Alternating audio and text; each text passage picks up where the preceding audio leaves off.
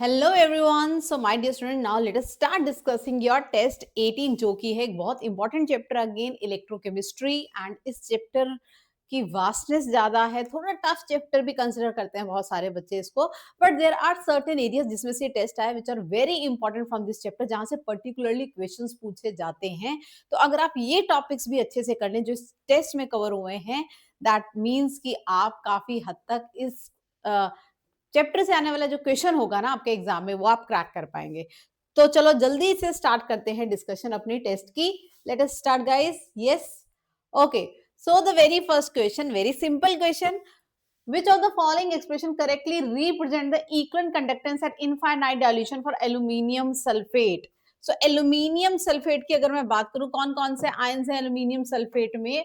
Aluminium ion and sulfate ion. So the equivalent conductance of this will be the sum of equivalent conductance of the ions involved. Aluminium ion, right? And the equivalent conductance of at infinite dilution for sulfate ions. Ross law यही कहता है बच्चों। Yes, so this is how you do it and it is very very very very very simple guys. जो भी ions है उनका जो equivalent conductance eight infinite dilution उसको ऐड कर दिया जाए तो you will get the equivalent conductance at infinite dilution for the substance. So pretty easy, I will say. The answer indeed is B, right? Let's move ahead. Now the question is, which of the following graphs between molar conductivity versus concentration is correct? So we have KCl and NaCl. तो पहले देखते हैं कि KCl और NaCl में किसकी conductance ज्यादा होगी, राइट? तो बच्चों KCl एंड NaCl में अनायन इज सेम। डिफरेंस क्या है? डिफरेंस जो है वो केटायन का है, एक में पोटेशियम है और एक में सोडियम है। तो दोनों में अगर मैं बात करूं, सोडियम आयन का साइज स्मॉल होने की वजह से इसकी हाइड्रेशन ज्यादा होगी, right? So this will be more hydrated ion. So hydration जितनी ज्यादा होगी, उतनी मोबिलिटी आयन की कम हो जाएगी।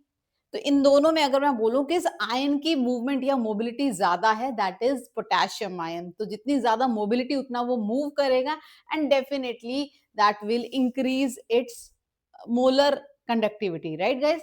तो डेफिनेटली जो हम आंसर मार्क करेंगे, आप देख सकते हैं KCl की जो वैल्यू है they should be more, right, as compared to NaCl।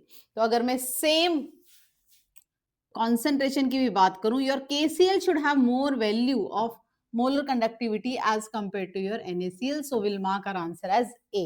तो रीजन बिल्कुल सिंपल, जितना छोटा आयन उतनी ज्यादा हाइड्रेशन, उतनी आयनिक मोबिलिटी कम और कंडक्टेंस और conductivity come, right guys? Okay, so let's see the next question here. If the equivalent conductivities of Fe3 positive and sulfate ions are given to you, the molar conductance, now equivalent conductivities दी हुई है, Clausius law लगा के हम क्या करेंगे, equivalent conductance जो है calculate करेंगे यहाँ पर।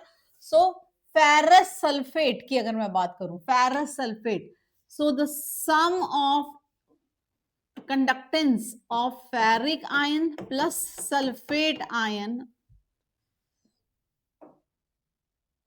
plus sulfate ion will give you the equivalent conductivity of, right? Okay.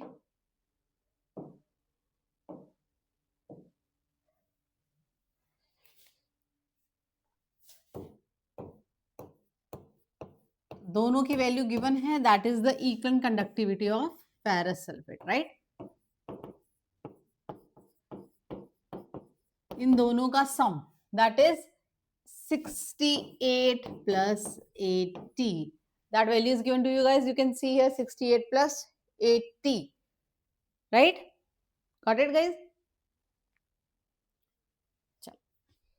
So that is 148. Now equivalent conductance और मोलर कंडक्टेंस में क्या रिलेशन होगा? Yes, equivalent conductance and molar conductance में क्या रिलेशन होगा? सो मोलर कंडक्टेंस जो हमें calculate करनी है,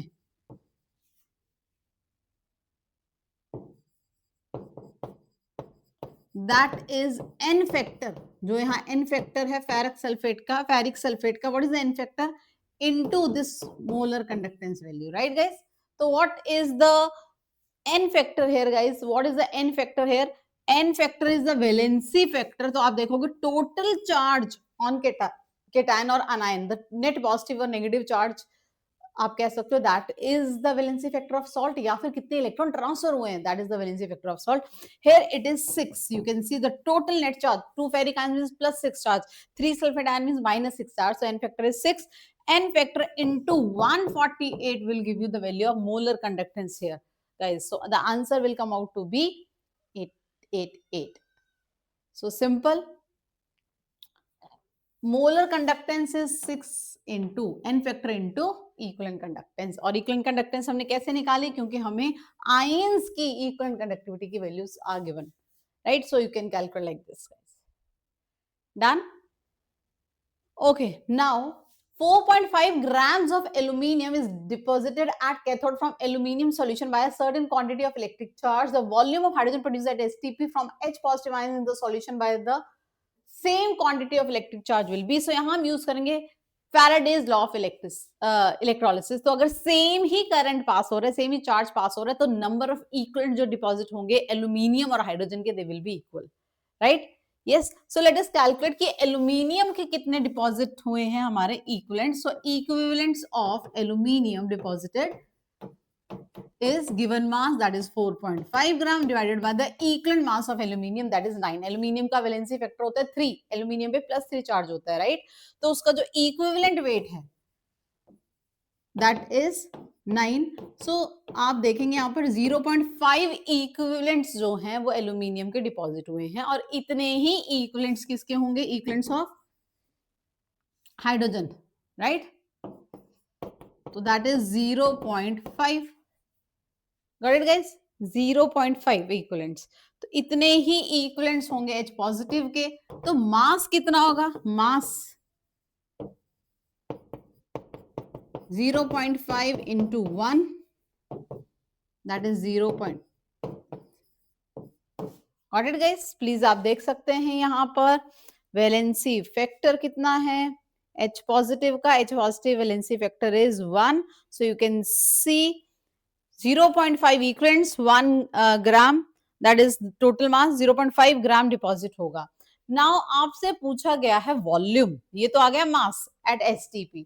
तो आप लोगों को पता है 1 mole of hydrogen, that means 2 grams of hydrogen. 2 grams of hydrogen at STP means 22.4 litre, इतना वॉल्यूम ऑक्युपाई करेगा इस STP पे. सो अगर हमारा 0.5 ग्राम डिपॉजिट हो रहा है तो कितना वॉल्यूम ऑक्युपाई होगा? 22.4 divided by 2 into 0.5 litre, right? So this are STP conditions पर. तो आपने पहले मास निकाला, कितना मास डिपॉजिट हो रहा है, और आपको पता है 1 mole gas at STP 22.4 litre. So जितने ग्राम भी हाइड्रोजन डिपॉजिट हो रहा है दैट आप कैलकुलेट कर सकते हैं, and you will get your answer as D donkey 5.6 litres. Got it? बड़ी सिंपल. तो हमने सिर्फ फैराडेज लॉ को यूज किया कि अगर सेम करंट पास हो रहा है तो नंबर ऑफ इक्विवेलेंट्स जो एल्यूमिनियम और हाइड्रोजन के डिपॉजिट होंगे वो सेम ही होंगे. Okay, now let us move on to the next question. Which of the following facts regarding ionic conductance of the following? Okay, so we have sodium, rubidium and potassium belonging to the same group, first group. So अगर मैं इनका size का comparison करूं, सबसे छोटा size होगा sodium का, followed by potassium and then rubidium. As we move down, the group size increases. तो आयन का साइज बच्चों जितना छोटा होगा, smaller is the size of ion, जितना साइज छोटा होगा उतनी हाइड्रेशन ज्यादा होगी. Small size means more hydration. More hydration means, yes, more hydration means जितना साइज छोटा उतनी ज्यादा हाइड्रेशन. जितनी ज्यादा हाइड्रेशन उतनी मोबिलिटी कम, उतनी आयन की मोबिलिटी, मूवमेंट करने की टेंडेंसी, मोबिलिटी कम. तो सबसे कम जो मोबिलिटी है दैट इज ऑफ, अगर मैं साइज की बात करूं, साइज सबसे छोटा है सोडियम का, right? And then we have potassium and then we have rubidium. Yes, size का अगर मैं कंपैरिजन करूं तो हाइड्रेशन सबसे ज्यादा किसकी होगी? हाइड्रेशन सबसे ज्यादा होगी सोडियम की. जिसकी हाइड्रेशन ज्यादा उसकी मोबिलिटी कम, राइट? एंड सबसे कम हाइड्रेशन होगी रुबिडियम की, मतलब उसकी मोबिलिटी सबसे ज्यादा होगी, वो सबसे ज्यादा मूव कर पाएगा और उसकी कंडक्टेंस बढ़िया होगी। जितना फ्रीली आयंस और चार्ज मूव कर पाएंगे उतनी ज्यादा conductance. So answer Indeed is D डोंगी guys. Now the next question is when a solution of a weak electrolyte is diluted, जब एक weak electrolyte के solution को dilute करेंगे तो क्या होगा? क्या होगा हमें बताना है स्पेसिफिक कंडक्टेंस और इक्विवेलेंट कंडक्टेंस के बारे में। तो स्पेसिफिक कंडक्टेंस की कितनी कंडक्टेंस है? दो इलेक्ट्रोड्स जिनका जो क्रॉस सेक्शनल एरिया है 1 सेंटीमीटर स्क्वायर है, उनके बीच का जो डिस्टेंस है 1 सेंटीमीटर, उसमें जो सॉल्यूशन है उसकी कितनी कंडक्टेंस है, राइट? डाइल्यूशन करने से उस वॉल्यूम में जो नंबर ऑफ आयंस हैं, राइट, इलेक्ट्रोलाइट के, वीक इलेक्ट्रोलाइट के, वो कम हो जाएंगे क्योंकि सॉल्वेंट भी आ जाएगा। यस, तो जिसकी वजह से जो स्पेसिफिक कंडक्टेंस है वो डिक्रीज करेगी। वेयर एज अगर मैं इक्विवेलेंट कंडक्टेंस की बात करूं, जितनी डाइल्यूशन होगी उतना वीक इलेक्ट्रोलाइट की डिसोसिएशन बढ़ेगी, आयंस ज्यादा डिसोसिएट होंगे, तो जो इक्विवेलेंट कंडक्टेंस है वो इंक्रीज होगी। तो हम मार्क करेंगे आंसर अपना डी डोंगी, राइट? क्योंकि स्पेसिफिक कंडक्टेंस डिपेंड करती है कि 1 सेंटीमीटर क्यूब के जो वॉल्यूम में कितने आयंस हैं वीक इलेक्ट्रोलाइट के।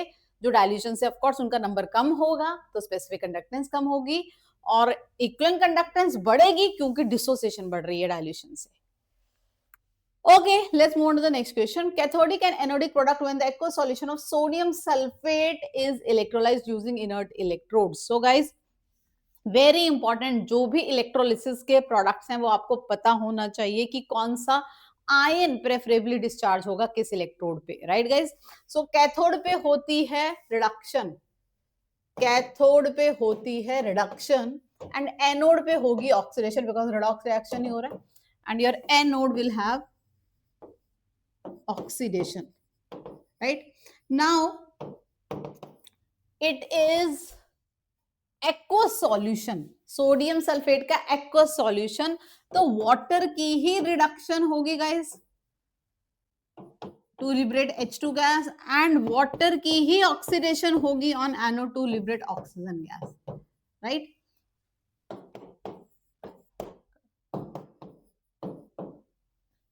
Got it guys?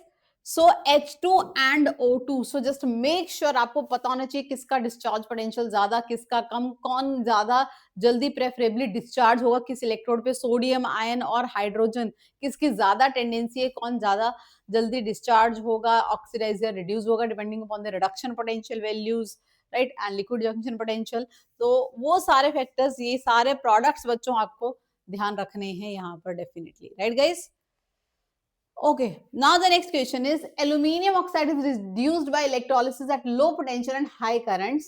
If 4 into 10 to the 4 amperes of current is passed through the molten aluminium oxide for 6 hours, what mass is produced, right? What mass is produced here? So let's see कितना current pass हो रहा है, charge कितना पास हो रहा है, right? So कितना charge पास हो रहा है, Q is equal to I into T. I have 4 into 10 raised to power 4 this ampere. Time कितना है बेटा? 6 आवर्स है, 6 आवर्स, 6 आवर्स मीन्स कितने सेकेंड्स? इतना जो हमारा है चार्ज, इतने कूलम चार्ज जो है that is being passed, right?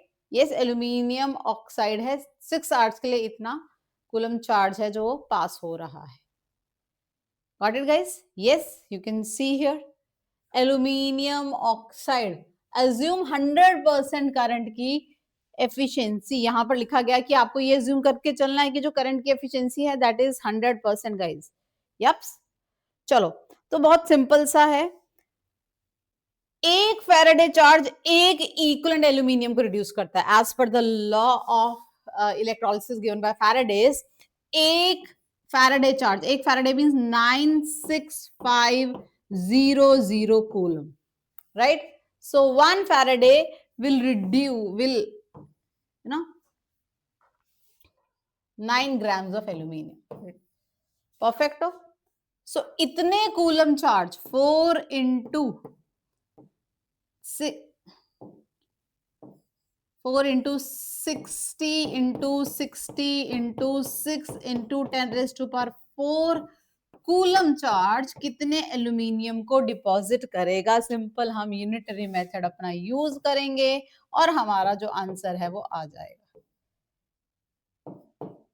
बहुत ही सिंपल सी कैलकुलेशन है guys, so you can solve and calculate your mass in grams guys. Yes, so you can easily calculate your mass in grams, that will be A.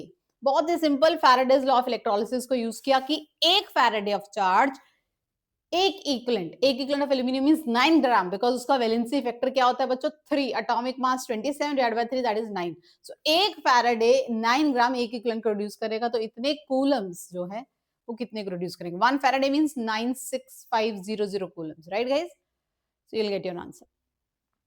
Now let's have the next question. A solution of nickel nitrate is electrolyzed between platinum electrodes using 0.1 Faraday electricity. How many moles of nickel will be deposited? So nickel nitrate. Okay. So nickel nitrate है हमारे पास, nickel nitrate, right?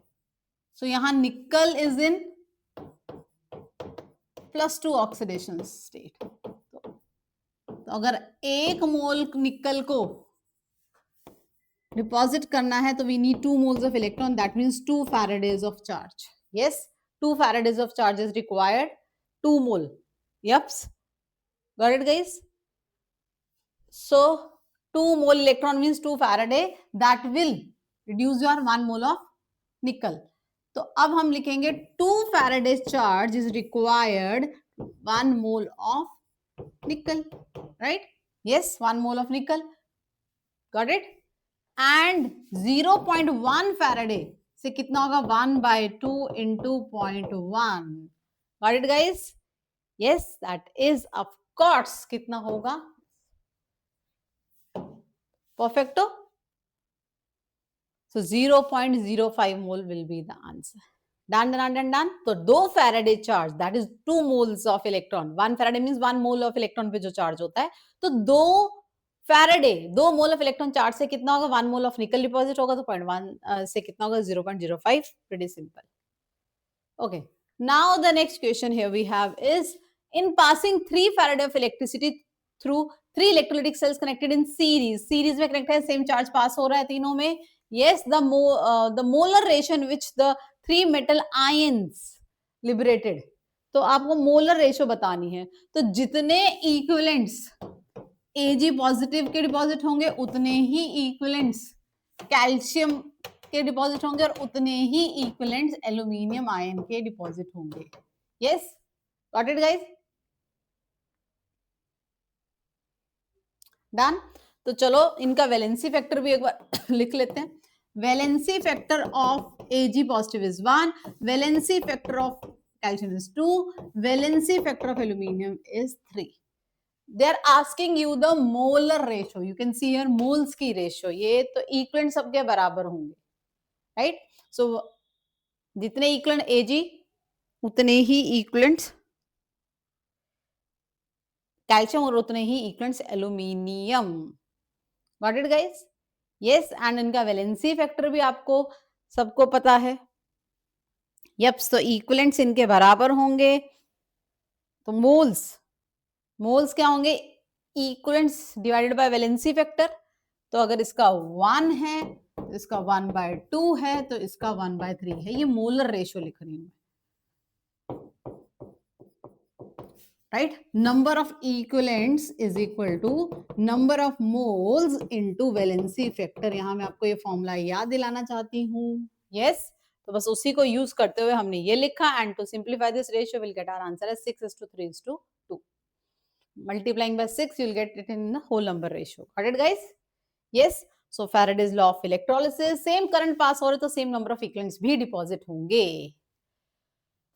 Okay, now the next question is, at 18 degrees Celsius, the conductance of H positive and CH2CO negative at infinite dilution are given to you. The conductivity kappa दी हुई है 4.1 into 10 to the minus 5, 0.001 normal solution की at the same temperature. What is the percentage degree of dissociation of acetic acid? तो आपको calculate करना है degree of dissociation, guys.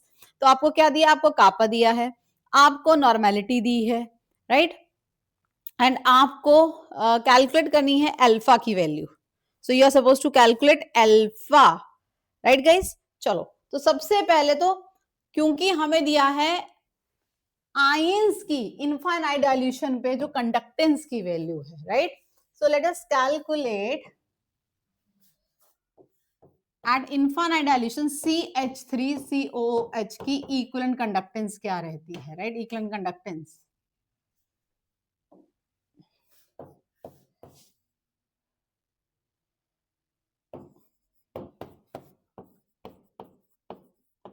that will be the sum of equivalent conductance of H positive and acetate and 315 plus 35, right? This is the answer.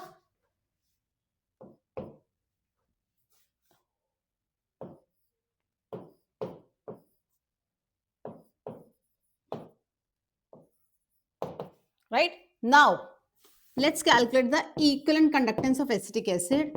Kappa is given to us, guys. Yes, kappa is given to us. What is the value of kappa? This normality of the solution is also given to us, if you can see, guys.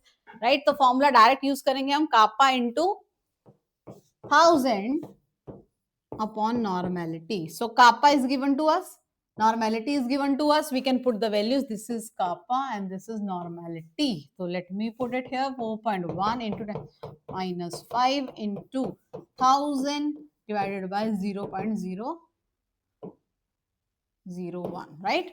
So now what is alpha? Alpha is, what is alpha, guys? What is alpha? Alpha is equivalent conductance divided by equivalent conductance at infinite dilution. तो infinite dilution पे value आ गई थी और equivalent conductance की value आ गई थी. दोनों की जो रेशियो है that will give you alpha, right? So that will come out to be 0.117, that is 11.7%. तो आप देख सकते हैं equivalent conductance आएगी 41. Simply putting the values here and 350 हमारी at infinite dilution आ रही थी. दोनों की जो रेशियो है that will give you alpha 11.7% is the dissociation, guys, right? Okay. Now let us move on to the next question. The quantity of electricity in Faraday is needed to reduce 1 mole of this. तो भाई देखते हैं 1 मोल के लिए कितनी. तो dichromate ion है, dichromate ion को बनना है chromium 3 positive. So the oxidation state of dichromate ion, chromium की यहाँ पर कितनी ऑक्सीडेशन स्टेट? +6. सो +6 से वो +3 में कन्वर्ट हो रहा है. सो एक क्रोमियम +6 से +3 में कन्वर्ट हो रहा है. कितने इलेक्ट्रॉन गेन कर रहा है? 3 इलेक्ट्रॉन. अब यहाँ पर क्योंकि 2 क्रोमियम है तो 2 क्रोमियम है तो टोटल कितना इलेक्ट्रॉन का गेन है? 6 इलेक्ट्रॉन का गेन है, right? 6 moles of electron means कितना चार्ज? 6 Faradays of charge, right? So एक मोल डाइक्रोमेट को कन्वर्ट करने के लिए क्रोमियम 3 पॉजिटिव में we need 6 moles of electrons, right? 6 moles of electron means 6 Faradays of charge. So हमारा आंसर आएगा 6 फैराडे, राइट? एक मोल इलेक्ट्रॉन पे जो चार्ज होता है दैट इज 1 फैराडे, 96500 कूलम. तो 6 मोल इलेक्ट्रॉन चाहिए तो 6 फैराडे चार्ज चाहिए पड़ेगा अपने को. तो answer is 6F. Got it, guys? Done? Okay. So that's all for today. I hope electrochemistry के ये जो इंपॉर्टेंट पार्ट्स हैं कंडक्टेंस से रिलेटेड ये सब और इलेक्ट्रोलिसिस का प्रोडक्ट आप अच्छे से करके जाएंगे ताकि आपके जो क्वेश्चंस हैं इलेक्ट्रोकेमिस्ट्री के वो आप क्रैक कर पाए. Thank you and see you in some other session.